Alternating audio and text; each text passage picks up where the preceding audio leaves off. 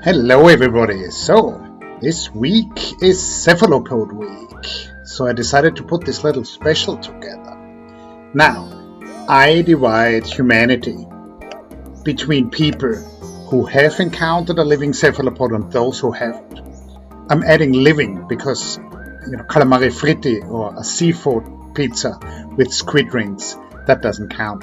But if you have ever been face to face with a living, behaving cuttlefish or octopus or squid, you will have realized that complex mental workings are not restricted to humans and not even to vertebrates. If you encounter cephalopods underwater, they're observing us, they're reacting to us, they're reacting to each and every one of our moves, to our body language.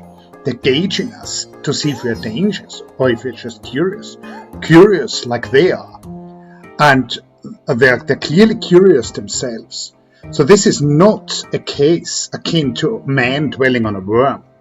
This is a case of human high intelligence interacting with cephalopod high intelligence. And maybe this is not on equal terms, but this is nevertheless between two highly functioning types of brains. Now here you see a cuttlefish coming out of camouflage. It's pretending to be a chunk of rock in the sand, and only once it realizes that I've seen it does it flee.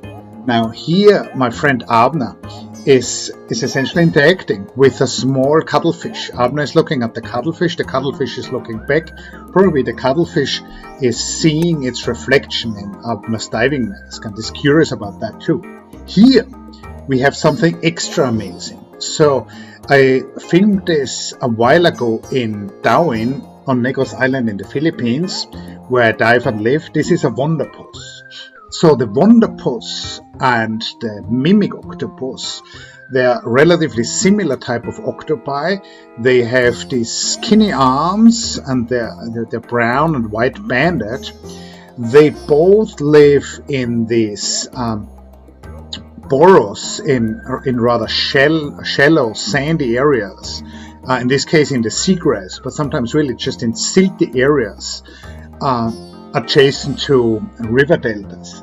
Now I believe they were both only discovered by science in the 1980s, because this is not an area where anybody would normally do a trawl or where a lot of people would go scuba diving.